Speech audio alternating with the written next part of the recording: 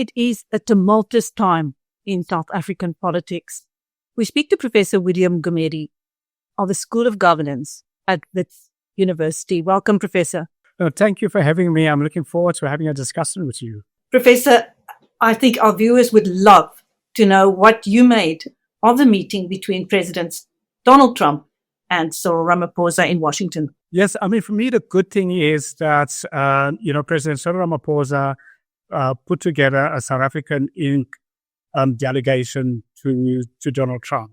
That was very, very important, involving business, sports people, civil society, and not an ANC delegation. I feared that he would take an ANC delegation because, when the ANC was a majority party, and even now in the GNU, the ANC see itself as the majority party, and its view becomes the country's view.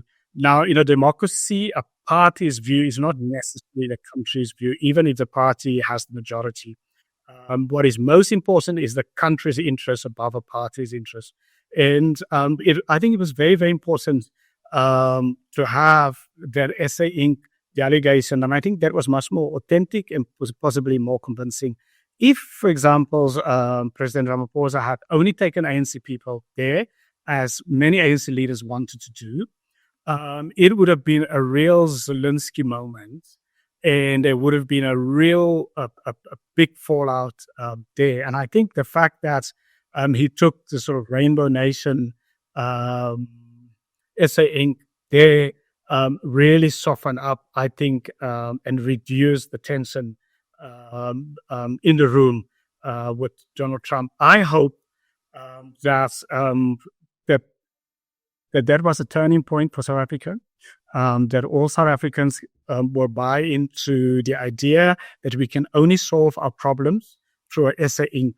approach. And the SA Inc. approach is bringing business, civil society, and non-ANC people, other political parties together. That's the only way to solve our problem. There are many people who think wrongly that one political party can run South Africa and solve all of our problems.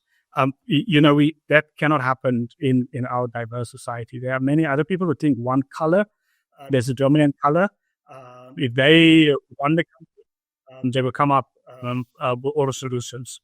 The only way to deal with our complex problems is to bring the ideas of all of South Africa together in the SA Inc. I hope that perhaps that the Trump meeting with Cyril Ramaphosa will focus all of our minds on a SA Inc. approach to generate growth, to deal with unemployment, and to deal with poverty in the country. And secondly, also, right there, the country's problems were exposed to the world. Now, that is very, very important because up to now, many ANC leaders have not owned up to our problems.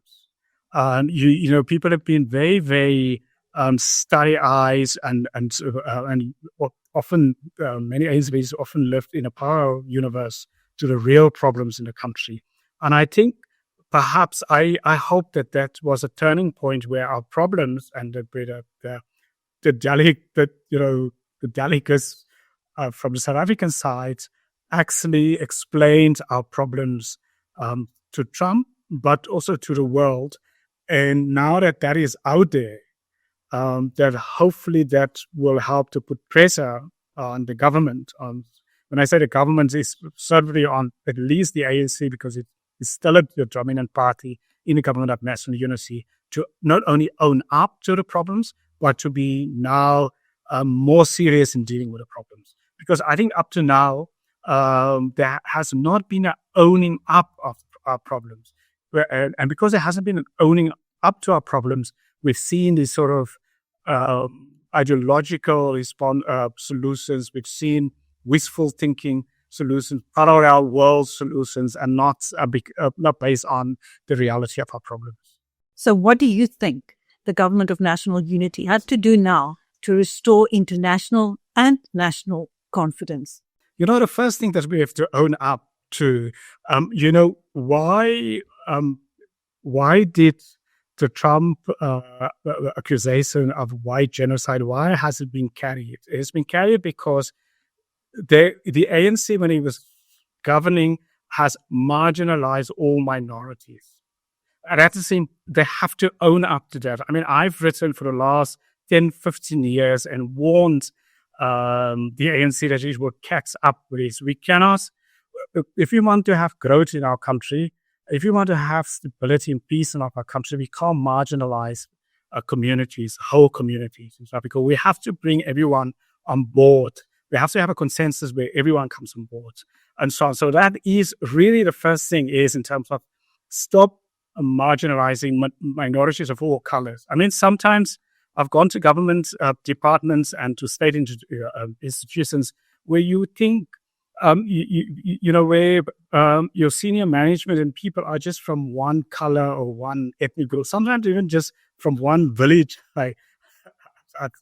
And I often think, and I would often ask the CEOs of state-owned entities and the chairs, I mean, how is it possible to have a national state-owned entity and only have people on a board, on management, only from one color, one group, in some places even just from one region? Is unacceptable. We can't do that. So going forward, if we want to get a growth, we'll have to get the energies of all of our groups.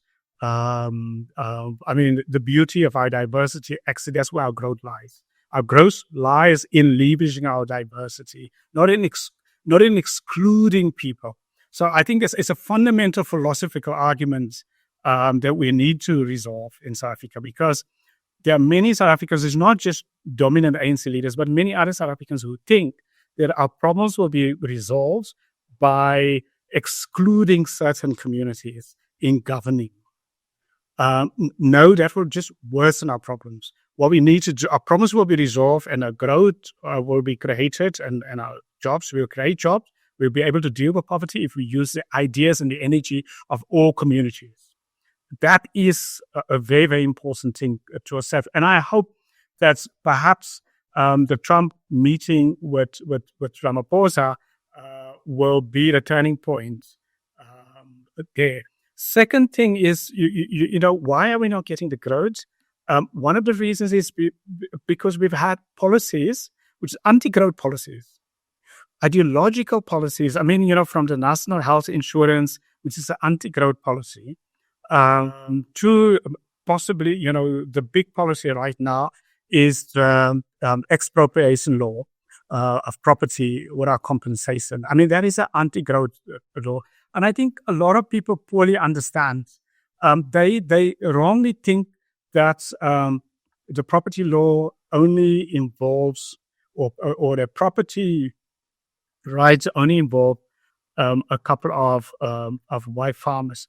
Property, in a modern sense, in a modern market economy, goes far beyond just farmland. Property is everything from shares, bondholders of, people who are holders in government bonds, intellectual property, savings, pension funds, and so on. So that expropriation law was always going to get opposition, even if the Biden government or the Democrats wasn't in charge of the US, they would have also responded strongly against it, because what it does, it endangers domestic property of all colors and races, and also foreign property in South Africa. When I say property, again, it would be shares, it would be investments, it would be businesses, and so on. And no market economy can function properly without the entrenchment of property rights. And there's a context to this, because property rights in South Africa is already uncertain. Let me explain you why do I say it's already uncertain. We've got the world's highest crime rate. People break into your house, they steal your property. There's a property rights insecure, and so on. I mean, you go to Johannesburg, buildings are hijacked. There's property rights is not secure. I mean, there are thousands and thousands of properties being hijacked in Johannesburg by mafias. This is a property rights issue. Even RDP houses, their government builds are being hijacked by mafias, local township mafias. This property rights insecure. many of our construction companies, when they build, whether it's in KwaZulu-Natal or the Eastern Cape, you get local so-called community groups demand employment or bribes, and if they don't get it from the companies, they take over the development projects. That against the property rights issues, we don't see anything happening in government. I mean, last week, for example, actually in the week where the president was with Trump, in that week there was a parliamentary hearing where the Intercape executive, the long haul bus company, complained to Parliament that their buses are attacked and the staff are being attacked by taxi mafias who want to take over the routes, the public routes, from them. And so there's a property rights issue. For example, I mean the stats that executives from Intercape released there to parliamentarians, I mean, they were saying there are 200 criminal cases of violent attacks on the buses. The police have done nothing. At least 40 million rand in destruction of property. Police have done nothing. So there's a property rights issue. Even, do you remember in February, March in Mpumalanga, taxi mafias attacked, so there's a minibus taxi mafias attacked Patco buses and burned 51 buses. That's property rights. And then, of course, we know the Zamazamas, the so-called informal miners, who've taken control of mining companies. I mean, one mining executive told me last year, they came to me to ask for help, and they told me that one day informal miners took over a whole shift in a mining company and moved the metals out. I mean, these are property rights. So now we bring, as a government, to have an expropriation law where property rights are uncertain. And in many cases, not even the state can secure property rights right now. Look what has happened to our rail network, with, vandalism and mafias steal the assets, railway assets. Again, there is an incident where the state cannot guarantee even its own property. We've seen it similarly even in protests. The fees must fall protests, where students burn libraries and university property, billions in loss, in costs. And again, the property rights. So, this is the context. That is why people are abroad and at home are up in arms over the property, over this expropriation law, because property rights is already insecure. And that's what I try to explain to people. And the sad part from where I'm sitting, in 2017, government appointed me to put a team together, which I headed, to review state-owned land and property. So I was the head of that committee. We reviewed state lands and property, and our outcomes out of that report was that most of the property and land in the country is owned by the state, and then the second largest holdings is actually communally in communal trust. For example, in KwaZulu-Natal, 2/3 of the land is actually under communal land, and the same in the Northwest and the same in the Eastern Cape. Now, if we want to do land transformation, what we need to do is give surplus state land to poor people, and give communal land to families, give property rights to them. So it's not communal land anymore. If we do that, we will solve our land problems. And of course, at the same time, what we need to do, we need to build housing, low-cost housing, because that program has stopped. If you remember, 1994, there was a big housing delivery program, which has stopped. I, for example, have proposed to government what we could do in lieu of Black economic empowerment. For example, we could say for companies, instead of giving ownership to politically connected, Black politicians or Black business people. We actually ask companies to provide equivalent empowerment, building housing, for example, low-cost housing, instead of bringing on board Black partners. Solving those kind of problems, giving people assets, and so on. So, but I mean, let me circle back to the property rights issue. So those type of policies, I hope that the Trump administration, when they, or rather that meeting between Ramaphosa and Trump, will allow us to have a debate about these issues, and an honest debate. What is anti-growth policies? And so that we can deal with the anti-growth policies, not in an ideological way, not in a revenge way, but in a pragmatic way, in a way that is in the interest of all of South Africa, not in the interest of small elite groups, whether they Black or whatever as a color. So I'm hoping that meeting will help us, that Trump-Ramaphosa meeting to deal with, as I said, the kind of anti-growth policies that we have.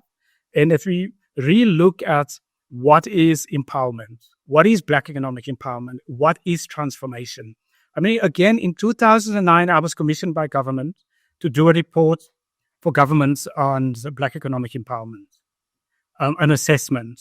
Sadly, this report went nowhere because I think the government officials who received their report did not agree with the outcome and the recommendations. And I, still stand with that. And essentially, I mean, if I can recap, that the way we've done Black economic empowerment is just wrong. We need the empowerment of Black communities. That's very important. It's very important. I don't say we shouldn't do it. We need that, but we need to do it differently. And there are many lessons around the world since the Second World War of doing it differently. What would it mean doing it differently? For example, what we could do is to say, well, so the companies actually, what they could do is, instead of handing over shares to politically connected individuals, to rather take that money and give it to Black small business, so that we build a small business class. Because if you look around the world, where are most of the jobs created? Whether it's in Germany or it is Japan, it is from small business. I mean, in our country, we are not focusing on small business. I mean, here, certainly many ANC officials, when I talk to them about small business, they think it's a conspiracy. They say, the World Bank is the World Bank's new liberal idea of small business is a bad thing. But small business around the world is where the jobs are being created. So I think rather than use BEE to create a sort of Black Anton Rupert, we need to create a Black small business people. And particularly, and that's the one. Secondly, what we could do is look at high growth areas and sectors that South Africa don't have right now that we need. I mean, right now in the world, there's a competition to build, for example, to expand the microchip industry. That is the cutting edge of the world. We are very far behind. Can we, for example, use Black economic empowerment to create sectors that we don't have, but we need to be globally competitive? Those are the ways of looking at it. Or can we, for example, say, well, let's use Starlink because it's in the news now. Can we say to Starlink, the 30%, instead of handing it over to, Black business or Black politicians, can Starlink, for example, take over 1,000 Black township schools and get all of the children to do science, technology, mathematics, support them, support the schools, give even things like food to children and so on, whatever they need, and then create over 5 years or 10 years a whole new class of young people with science, mathematics skills. So individual empowerment. Or can we ask them, for example, can they support small Black business in technology, like tech? Can they create a whole, take that 30% that they're supposed to give for Black economic empowerment, but put it into creating a whole startup industry in technology, for Black small business? So these are the creative ways. I mean, I made an example in my report, which I did in 2009, of, in places like Japan, what they did there, although it's not obviously like for like comparison, but after the Second World War, the Japanese government supported local companies, gave them policy loans, sort of tax rebates and so on. But they did not just give money to any company. It had to be sectors that a country doesn't have. So what we need to do, and that's one lesson we can learn from Japan, we can support Black industries or Black business people to start companies in sectors we don't have right now. And so on. So that would be a Japanese model. And then we must hold people that get BEE money absolutely accountable. Like the moment you get scarce resources almost for free to do certain things, you need to be held accountable. I mean, in some countries, for example, like South Korea and so on, in the 1980s, 1970s, if you misappropriate those type, let's say, empowerment money, you could be executed, for example. I mean, it's that serious. Holding people accountable. I mean, the other way back, circling back to the Japanese, which something I like, really, really like. What they compel companies to do is, for example, to build new universities that focus on sectors that the Japanese economy did not have. So many of the universities that we see in Japan, those specialized technical universities, were actually started by private companies, where the private companies started these universities. They paid for the lecturers, they paid for everything in lieu of empowerment. Those are sort of things we can do in South Africa. So we have to be more imaginative. And I think the philosophy that needs to drive an empowerment is not that we want to we need to increase the pie. The economic pie. We can't increase the economic pie by taking from existing companies. We need to create new sectors, new industries, and we have to use Black economic empowerment to do that.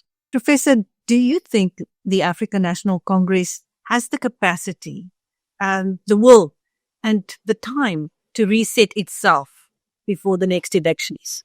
I mean, it will be very difficult for the ANC to renew itself while it is in power. I mean, if we look at the presidents since the Second World War, if you look at other liberation movements, there's only been one liberation movement or independent movement, to repeat, just one since the Second World War that has renewed itself in power, and it was the People's Action Party in Singapore.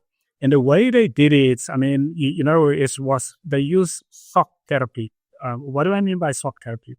They essentially fired more than 50% of its national leaders. They just fired them for incompetence, for being corrupt, or for just not having the technical skills to manage a modern economy. I mean, you think about it, over 50%, if the ANC would fire today, over 50% of his National Executive Committee and his parliamentary MPs for being incompetent, for being corrupt, or for not having the technical know-how to run governments.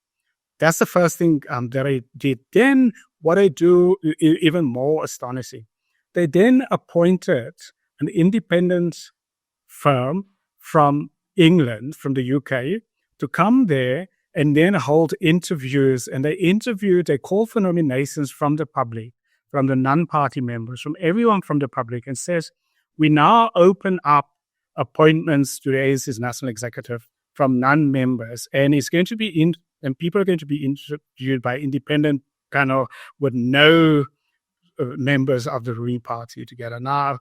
And then that's how they appointed. So they appointed a whole new generation of people, most of those people who were not members of that party, into leadership positions. Now, take it back to the ANC. Do you think, will the ANC be able to get an independent recruitment agency, then have interviews and call for all South Africans to apply to join its National Executive Committee, members and non-members, and then appoint the non-members based on merits and competence onto its National Executive Committee? Now, that is what the People's Action Party in Singapore did. I mean, that's really is absolutely dramatic.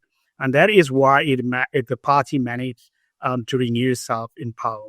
And of course, the People's Action Party in Singapore, its old guards and its cadres and its veterans opposed that. And they actually had a breakaway party.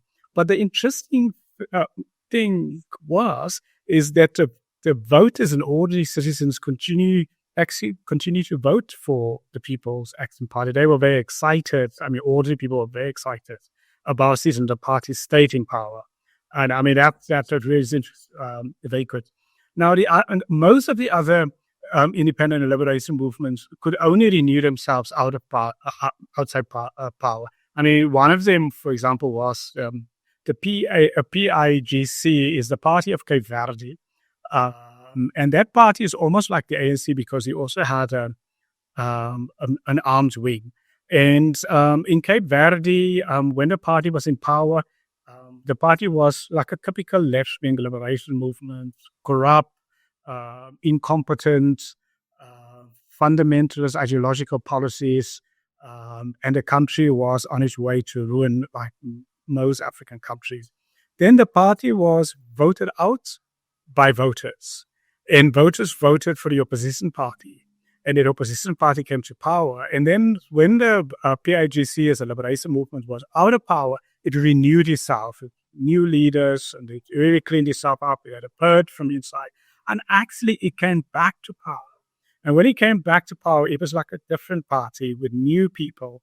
And I think if you go back, any South African wants to travel to Cape Verde, have a look at his, I mean, we talk about our constitution as a good constitution. I mean, afterwards, they put together also a really good world-class constitution. They got the economic growth, they got the stability thereafter, but it was only after the liberation movement was outvoted out of power, and then on the opposition benches, they actually renewed itself. Now, what are the lessons for the ANC? Or rather, before I go there, there's actually a middle way. There's another way.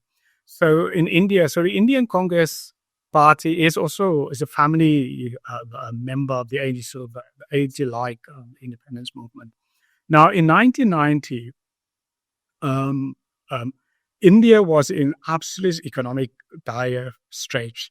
The Indian Congress Party, what they did was, they didn't go the People's Action Party route, whereby cleaning up and kicking out over half of its top leadership, the cadres, liberation cadres, and they didn't also go the Cape Verde route of losing power and then cleaning up in the opposition. What they did is they got themselves a leader from outside the party, Manmohan Singh, who became the Prime Minister of India. So Mr. Singh was not a normal Indian Congress Party member. They catapulted him to the top of the leadership. I mean, you can imagine it would be now the ANC after Trump-Ramaphosa to elect somebody like a Mosepe, for example, who has nothing to do with the ANC, or even somebody even more far away from the ANC, make the person on the top and then give the person the mandate to clean up. Now, Singh, I mean, for me, it's one of the great post-war developing country leaders. I mean, I'm a great admirer of him and what he did during that period. I mean, he was a finance minister and then a prime minister. I mean, he actually laid the basis of taking almost 300 million Indians out of poverty. He massively cleaned up the Indian Congress Party. They tried to get him out. Obviously, the cadres of the Indian Congress Party absolutely didn't like him.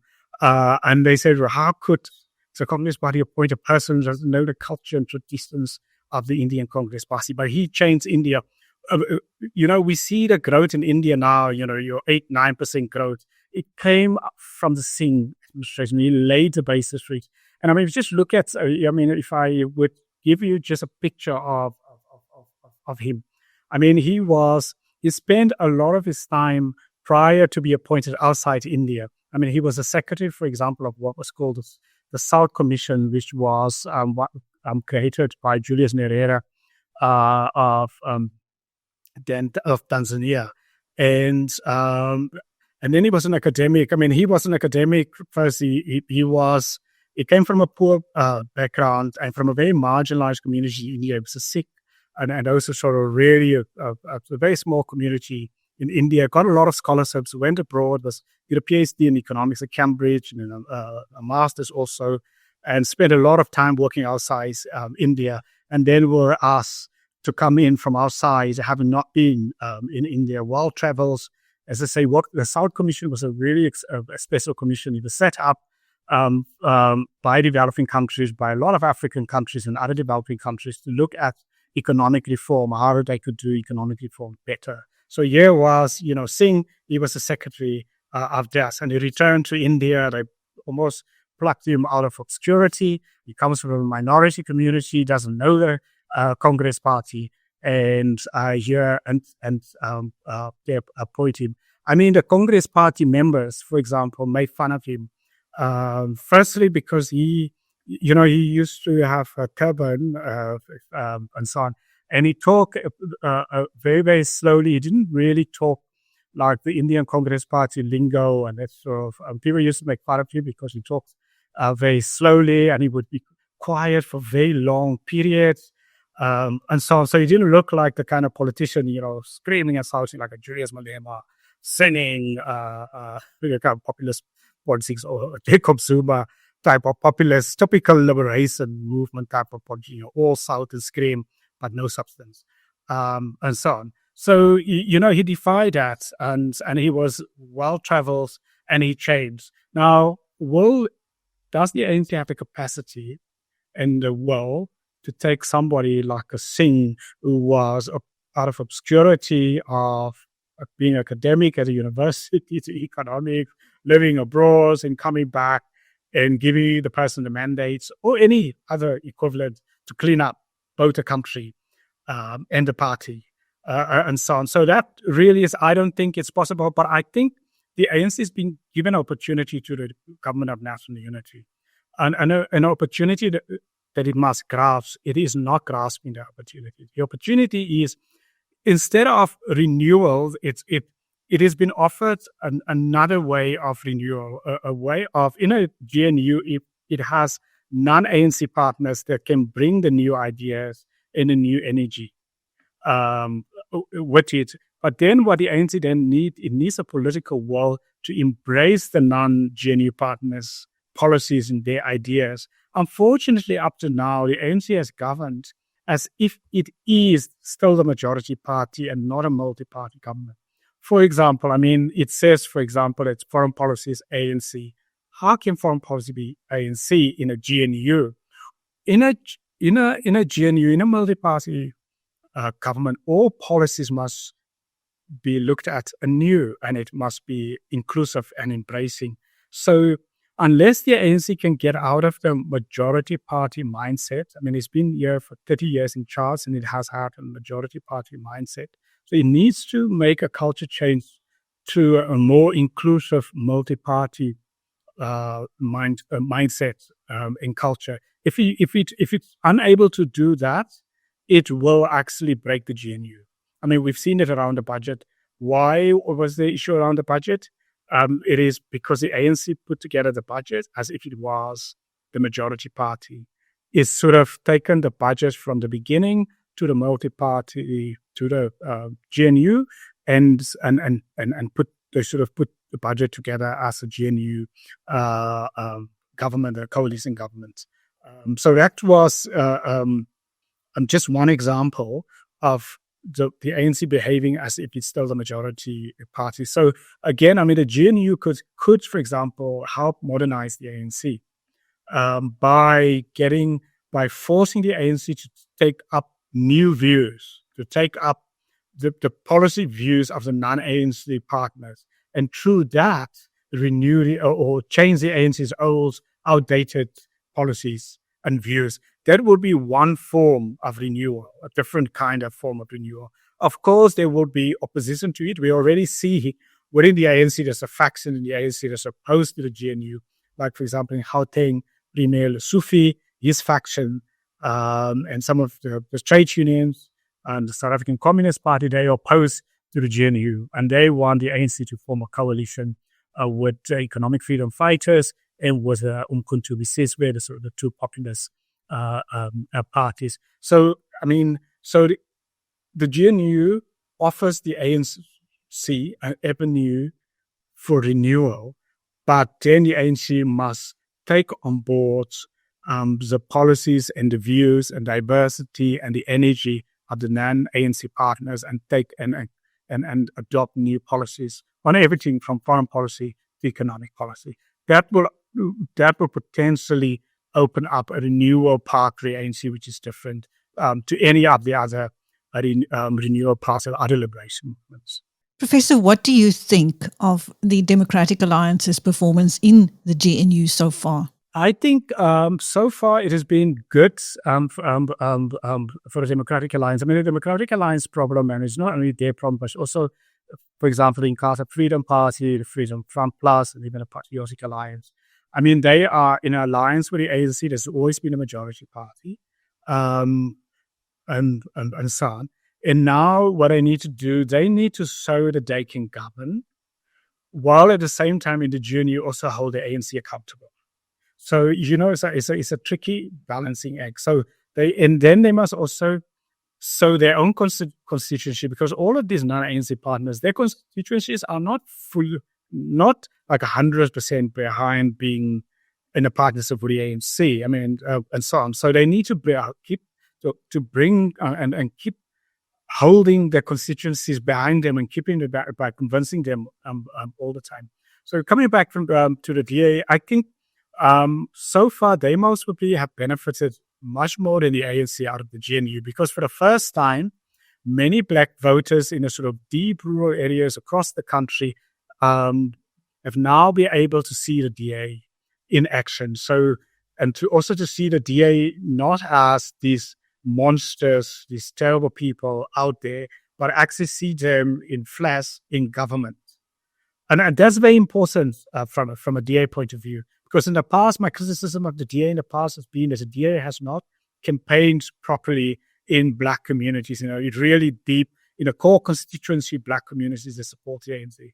They haven't done that effectively up to now, because those constituencies need a new kind of campaigning. So what the DA has done up to now has been focusing much more on their core constituency, the people who are already supporting them, rather than getting into the ANC constituency.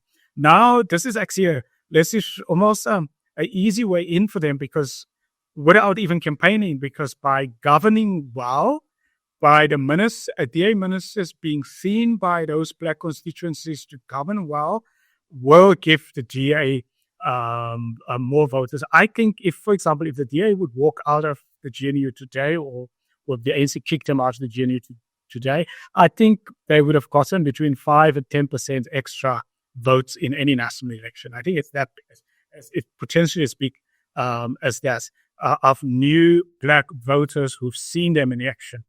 And so on. I worry, for example, more with the IFP, because the IFP hasn't been as prominent in the GNU as some of the DA ministers, because and the IFP is under heavier pressure than the DA, because the IFP has a fight in KwaZulu-Natal with Umkhonto we Sizwe, so he's being squeezed in KwaZulu-Natal. So it must show the public that it can competently govern at a national level. I mean, other parties have done, I think, much more better. Other smaller parties, the Patriotic Alliance, because of Gates and McKenzie, I think have actually gotten a bigger reach through the GNU.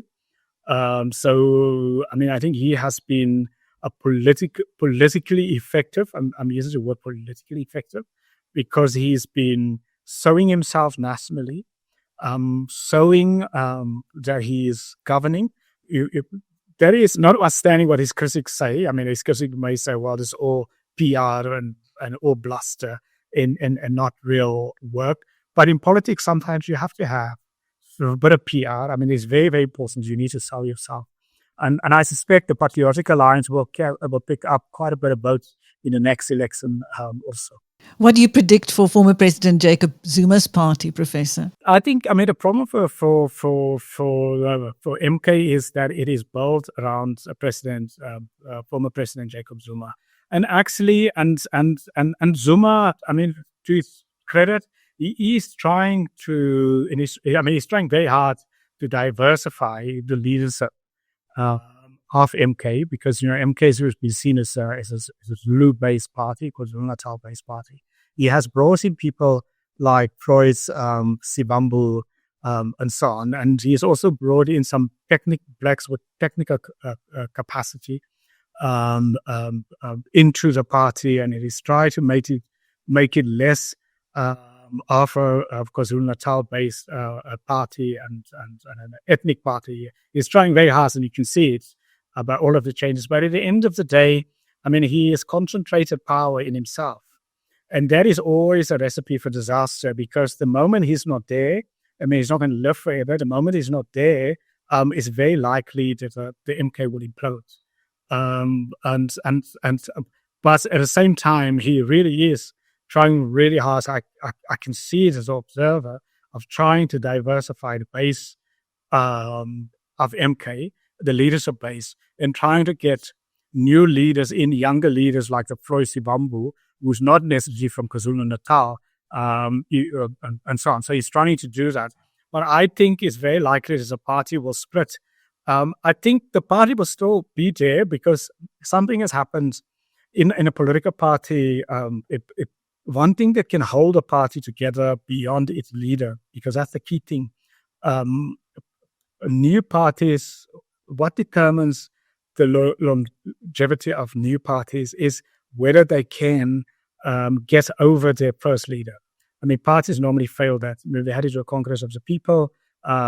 Once the leaders fought, the founding leaders fought, they couldn't get over that. And it's across Africa and in developing countries. When parties are started around one leader, those parties can almost never grow beyond that leader. And that is, again, MK is going to be struggling with that. I suspect what will happen if Zuma goes, the party likely to split into different forms, and there will be different parties there, and some people may return back to the ANC or return to the EFF, but I don't think the party will stay coherent. Obviously, I think the big strategy of Jacob Zuma really is not, I don't think his strategy is to govern the country.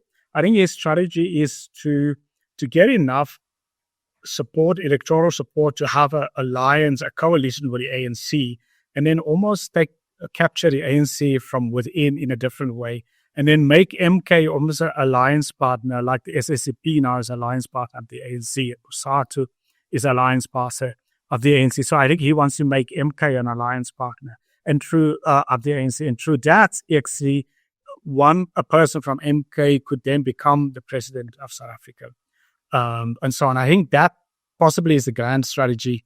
I think the grand strategy of MK certainly, is not possibly to govern the country. And I think realistically, they most probably won't be able to get the votes to govern the country, but they can get it to govern in partnership with the ANC or in partnership with the EFF. Who do you think, if you're willing to answer this question, would be the best next president of the country? What we now need in the country is we need a new generation of leaders. Maybe that's our moment, maybe our sort of India Singh moment in our country, Indian Congress Party Singh moment, where we need maybe a non-politician to run the country. Because, I mean, our problem as a country is we need a little bit more boringness in our country. We need to calm down as a country, as a society. And our problem is right now is the people who are walking, the political leaders who are walking the limelight, who are prominent, who are those who are the loudest, those who are the most violent, those who are the most attacking other communities, causing the most divisions. What we now need to do is soften leaders more embracing, more unifying leaders. And it may not, if one look at our politics now, it may not necessarily come actually from our current political leaders. We may have to look at, look outwards and try to get maybe a sort of a Singh type of leader out of our country, and maybe the ANC can get that kind of maturity to bring in an outsider.